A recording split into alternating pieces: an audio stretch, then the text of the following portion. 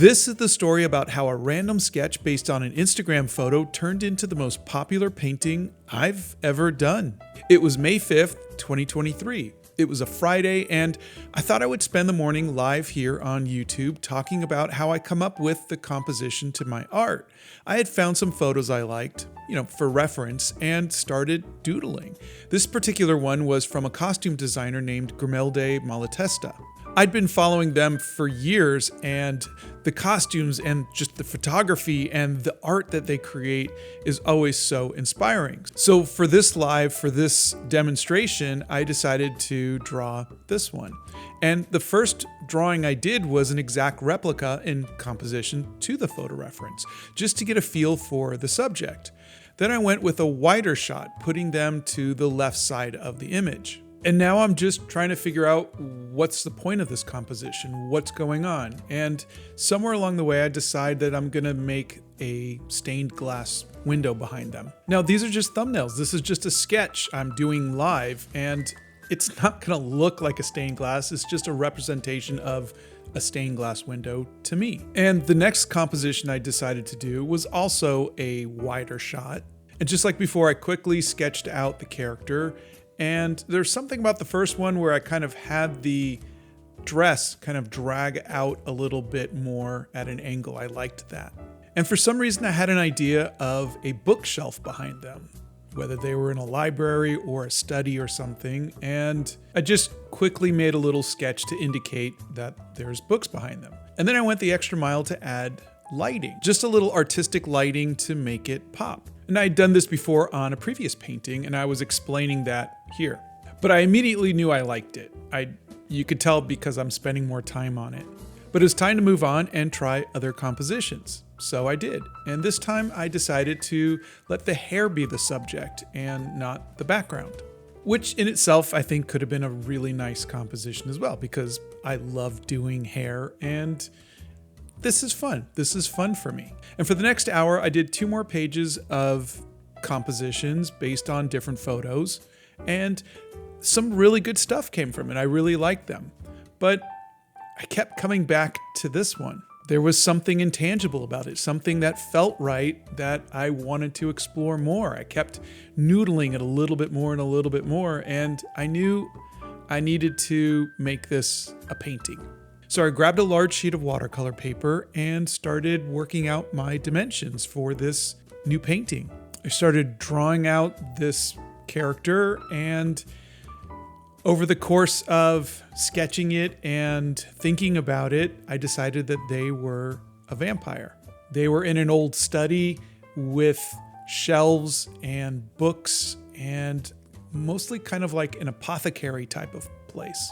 And it's funny when you have this much time you're spending on just a character. This was from a photo from Instagram, and you're spending time with this, and little stories kind of come up. Who are they? What are they doing? What's going on in their head? Where do they live? You get to spend time with this subject and get to know them, get to shape their story, their background, who they are, what they are. As time goes by, as each line and composition detail comes in, they become less of a study of a photograph and more of a piece of art, its own story, its own character. Even here, as I decided to add a little bit of the dress kind of curling up behind them at the other side of the page, it has almost like a Tim Burton type of feel to it. I don't know how else to describe it, but it does have a bit of a fun style to it. And I'm not really someone who's into Gothic stuff. I like happy stuff. I like brightly colored stuff. I like my fantasy happily ever after. And I'm not really into the darker stuff. But as I work on this painting, as I noodle it, as I add things into the background, as I discover more about this character, this is who this person is. This is what's right for them. And I think that's the fun thing about art and writing and music, is that the art decides who they are, not the artist. This painting doesn't in any way reflect who I am as a person. I would not have an apothecary. I would not have a skull on my bookshelf or a jar full of eyeballs either. I would not wear a long red dress normally, but this character would. This Gothic vampire would. And I get to play around in their world for a little bit. I get to know them as I'm making this piece of art. And that's really fun. It's really fun because this is not my world. It's their world.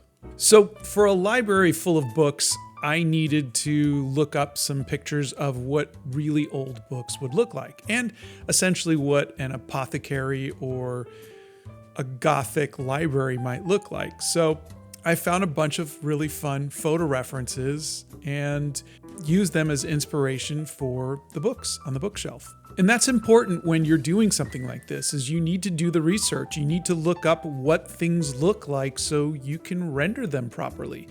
You don't want to do this stuff out of your head. You want to have reference. You want to have good reference. And I did. I found some really good reference, and it made this bookshelf come to life. And the bookshelf is a character in this picture, in this story. Just as much as the Gothic vampire, the bookshelf is important, and the books themselves are important. And every little thing on the bookshelf tells a story. I don't know what story. I haven't worked out every little bit of the story, but having maps and a jar of eyeballs and a skull and other little things on this bookshelf gives this character mystery. It gives them history. It gives them life. So for a week, I just doodled books. I just added all the little details that makes this world come to life. And this isn't my specialty. I don't draw books very often. I've never done an apothecary or anything like this. I'm just getting into this world for the first time, and this world is developing as I'm learning to understand it. And I can't recommend this enough. Please take the time to do something big, to get lost in the details of a world that you're creating. Put some music on and just noodle away. If you're looking, this is not, my lines are wonky. It does not look, in my opinion, professional. It's almost cartoonish. It's not about perfection. It's not about making everything look perfect. It's about an impression of a book, an impression of a jar. And the rest of it is just style and instinct and doing something that makes you happy. Like this cross-hatching behind the books. It makes me happy. It gives it a little bit of texture that I think the piece really needed. It's not realistic, it's stylistic. So that's what I'm doing here. This was done live, this particular section. I think I did about a whole shelf in one 90-minute live. So you figure, but there's 4 or 5 shelves, and that's about 7 hours just for the shelves, another couple hours for the Gothic vampire. It is a lot of work, but it was fun and it was relaxing. And when I'm not doing this live, I was listening to music and just having fun.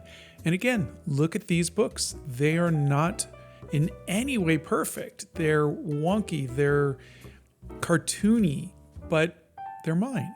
Anyways, that's my rant on just making art that makes you happy. It doesn't have to be perfect. So at the end of the day, I eventually did finish this, obviously, and the final piece looked like this, inked, which I'm actually really happy with. I was really happy with how it came out. This is not something I normally do. I don't normally put this kind of time and effort and inking and detail into my work. I mean, I do now, but at the time, 3 years ago, I didn't. So a couple days after I scanned it in, I decided to start painting. Now, again, this was 3 years ago, and I did not think about doing a color comp. I just went right for it. I just went right into painting. I grabbed a color that felt right, and I just started painting. Now I have a very limited palette and I don't mix my colors when it comes to watercolors. So really I only have 12 colors that I can choose from. So I think in a lot of ways, I don't give myself very many options. So it's going to be one of these colors, just pick one and get going. And I think having a limited palette is helpful. It keeps you from overthinking all of the color choices. I know having like a 300 tub of markers is the most confusing thing possible. And I like having 12 colors that I really like and I could count on. And some might say that a limited palette means that your art is all going to kind of look the same. But actually, in my case, I think that that's a benefit. I think because my style changes and my subject matter changes so much, having the same color palette for me gives me a sense of familiarity. And of course, it doesn't mean that all of my paintings are going to have all of the same colors in it at the exact same levels of saturation and value. It just means that I'm working with colors that I like, and that becomes part of my voice, becomes part of my art style. And that's not a hard and fast rule. It's not something that every artist should do. This is just the thing that makes me happy. So what I'm doing right now is I'm essentially just giving everything the colors that I think they should have naturally, taking no lighting or value into consideration. I'm just coloring everything in as if everything was perfectly lit with no shadows at all. And after several days of work, I finally finished the bookshelf behind the Gothic vampire with all of the colors that should be represented therein. And now it's time for the lighting. And if you remember in my sketch, I had this kind of strip of light where I only wanted a little bit of light to be hitting the backdrop. So to visualize that, for me, I taped together some pieces of tracing paper so I could kind of get a feel for what's going to be in shadow and what's going to be in light. So the tracing paper is the shadow, and what the tracing paper doesn't touch is going to have light to it. And this is a really simple and non-destructive way of me being able to kind of work out where I want these shadows to be. I can look and see what I want to do. I'm looking for the storytelling. I want to see how much of the vampire I want to have in light and how much of the bookshelf I want to have in shadow. And before anybody says anything about vampires and light, this is moonlight, not sunlight. As far as I know, vampires are not allergic to moonlight. Though you'd think they would be because it's just bounced sunlight, right? Anyways, I wound up taking this into Photoshop and just mocking up some color comps just so I could see how the shadows would work with the colors that I had. Okay, and now we're doing it. We're just gonna paint over everything with purple to indicate that it's in the shadows. This is always a little bit scary when we do this. I knew it was something that was coming. I knew it was something that I was gonna do, but still, you worry that it's gonna look like this, and it's not. When it dries, it actually looks a lot better. But still, this is scary. It's always scary to do this, but it's necessary. It's what the piece needs. It's what this world needs. It needs contrast. It needs light and dark. It needs good and evil, and believe it or not, a little bit of purple does that. But as the purple paint dried, I realized that I really need to darken up the parts behind the books where I had all of the cross-hatching. The cross-hatching was just not enough, which is sad because I really like the cross-hatching, and I was worried that I was going to lose all of that work, which seems to be a common theme for me, losing the work that I put in. But it needed to happen. The back of the bookshelf behind the books was not as important as the books itself. Okay, this is definitely a bit better, but I think it's not feeling like nighttime. So we're gonna need a little bit of blue. Now, I'm just winging it here. I'm just hoping that this works, but this is now the third layer of paint I've put on the paper here. And if I wasn't using good paper, this would be tearing apart. It'd be not absorbing the paint as well. This is why good paper matters. This is why, especially with watercolor, you want to spend a little bit more money on good watercolor paper. Okay, this is starting to look better, but I think the light areas, the spots in the light need to be bluer too. It needs to be nighttime and not daytime light. So we're going to add a little bit of light blue over it, and you can see it's really not doing well. It's bleeding a lot. The darker purples from the dark parts are bleeding over into the lighter parts. This is why we work light to dark. We don't go light over dark because the dark parts will bleed into the light parts, which means I just have to go and get a paper towel and just kind of blot out the bleeding a little bit. So now I know to just go over the light areas. Don't touch the dark areas as I'm adding this blue. I'm being a little bit more careful. And it's definitely looking better. This is looking cooler, but it still feels too warm. And I think I'm gonna have to make it even cooler. And the only way I know how to do that is the nuclear option. Once you use concentrated watercolors, there's no going back. This stuff soaks into the paper and you're never gonna get it out. But concentrated watercolors are so saturated and it will make everything very saturated, and this will make everything very blue. I just hope I can recover from this because that is a lot of blue. And this is pretty normal for me. I put myself in these butt clenching type of situations and sometimes I regret it and sometimes I'm really happy. I'm also noticing that there's very little contrast. The dark parts that were behind the books are still looking too light, which means I've got to darken up the part behind the books again. And now I know for sure no one will ever see all of that cross-hatching. It's gone for good. Goodbye, cross-hatching. I'll miss you. And right here, I had Sarah McLachlan's Angel playing, and it was really cute, but YouTube didn't like it. But just pretend that it's there, and it's really funny and a little sad. Okay, we're getting somewhere, and I think this is starting to work, but it's looking a little flat. So I'm going to start giving each book some volume, some highlights towards the center, and some shadows along the side of the books. And because light and shadow wrap around objects as well, I'm going to add a little bit of curves to the ends here. And I feel like I should have a better setup, a better plan. I should plan ahead for this a little better because I spent all of that time on the inking, and now here I am coloring over and highlighting and shadowing over this. But I don't have a better plan. This is just the way I work. I don't work linearly. I just work by instinct. For better or worse, this is how my art is made. I start with an intention, and then I make a lot of mistakes, and then I spend a lot of time fixing them. I hope I find a better way one day. I hope I can find a technique or a routine that works for me that keeps me from having to redo my work so many times over and over again. But for now, I think it's just the way it is. I know for sure that if I was working digitally, things would go a lot easier. I could work in layers and I could adjust stuff, but I'm happy with traditional. I'm happy. I like holding an original piece in my hand. But I'd really like it if my ink would stop getting shiny when I overwork it, because look at that. Look at how shiny my inking gets. This means that when I scan it, my blacks don't come out black. They come out light like that because the light hits it and I can't scan this in, and I just lost all of my inking again. But as I keep going layer over layer of paint, I have to come back with the inks. This is the only way that I know how to do it. The problem is the inks can't reach the paper and can't soak in, and so they kind of sit on top and they look glossy, they look shiny.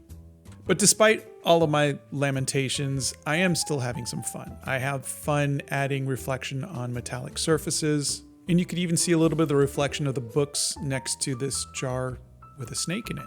And I even found a creative way to add my signature, which was to put my name on the jar of eyeballs. And I even made them hazel, like my eyes. Is that a little creepy? I don't know. But I found joy in the little things, in the details. And I spent another week maybe just fixing stuff and adding light and shadow where I thought it needed to be until I was happy enough, until I was ready to start on the vampire. And you may be wondering why I'm doing the subject last, why the vampire was the last thing to paint. And the reason is actually not that deep. I have a lot of practice with people. I've only painted people my entire life, and backgrounds are something fairly new to me. It's not something I've really spent a lot of time doing, so I don't feel very confident in it. And what I've found was in my past paintings, I would spend a lot of time working on very detailed people, and I would wind up loving the people that I painted and then mess up on the background. So to keep myself from that heartbreak, I decided to do the backgrounds first, so that way, if I like the background, there's a pretty good chance I'm going to like the character. This is for my own well-being. This is for my protection. So now that I've spent weeks on this background, I've spent so many hours on this background, and I feel at least comfortable enough to move forward, I can now have fun with this Gothic vampire. This is something I feel a little more confident in. And you'll notice that I'm using very pale colors because I want them to be pale. They're a vampire. They don't go in the sun. They're not going to have a good tan. So I'm keeping it very light, very faint, and I'm letting the paper do most of the work. So I'm not going to oversaturate it. But I want their hair to be dark, so I'm going to add blue for the highlights. And then a little pop of gouache to give it a shine. That'll do. That looks pretty good. Now it's time for the dress. I want the dress to be vibrant. I want it to be bold. So I'm using concentrated watercolors because I want it to be really saturated. It's the one bit of warmth I want in the painting. I want that bright red to stand out. I think it'll give it a powerful boldness, almost like the dress is defying the nighttime lighting. The dress just can't be contained. It can't be muted and diminished by moonlight. Okay, I do believe the dress has more backstory than the vampire, and I'm not mad about it. The dress was, after all, what intrigued me, what brought me to this piece. It was why I did the original sketch. It's why I follow Grimilde Malatesta for their dresses. So I guess the dress is the star. Okay, now that the vampire is done, it's time to add shadow. So the lighting matches up with the background. We've got this strip of moonlight, and that's obviously going to hit the vampire as well. Remember, they can't see their reflections, but light and shadow do affect them. And the dress. Shadow will affect the dress as well, so we got to add that. And as is typical with concentrated watercolors, it's lifting up with the blue, but I'll make it work. And I'm going to add a little bit of colored pencils on the backside to give a feeling of reflected light. And before I finish up, I'm really upset that I lost all of my cross-hatching, and I'm wondering if I should cross-hatch with colored pencils. And immediately regret that decision and cover that up so no one ever sees. And I think I'm done. I think this is as good as I'm going to get it. So now it's time to place it on the scanner and scan it in. And it doesn't fit on my little scanner, but I'll scan it in parts and assemble it in Photoshop. And here's where I just couldn't let go of the cross-hatching. I love that cross-hatching back there, and I missed it. So I wanted to see if I could import the scan of the inks and put it on top of the finished painting. And unfortunately, it didn't match up. I don't know why. I don't know why I couldn't make it match up, but it didn't.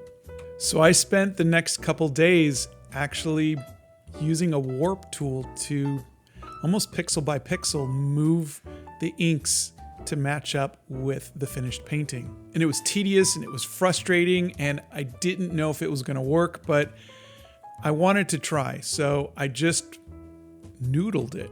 When I finally got it as close as I could, I still had all of the bits of inking that I did to fix the shininess. You can see how it scanned in shiny here.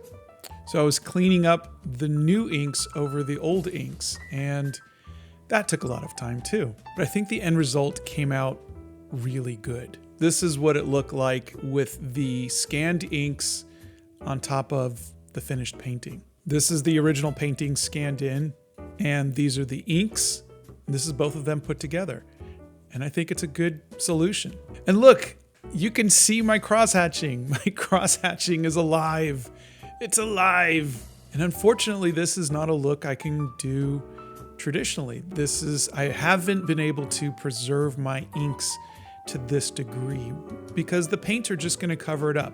The darker you go, and just the nature of paint is as transparent as watercolors are. They're not fully transparent. They're going to mute your inks. I'm experimenting with some overlays, some plastic overlays for inking, and we'll see what the future holds for me. But for now, with a little bit of patience and a lot of mistakes and a lot of butt clenching and some Photoshop magic, I was able to make a painting that turned out to be my most popular painting I've ever done.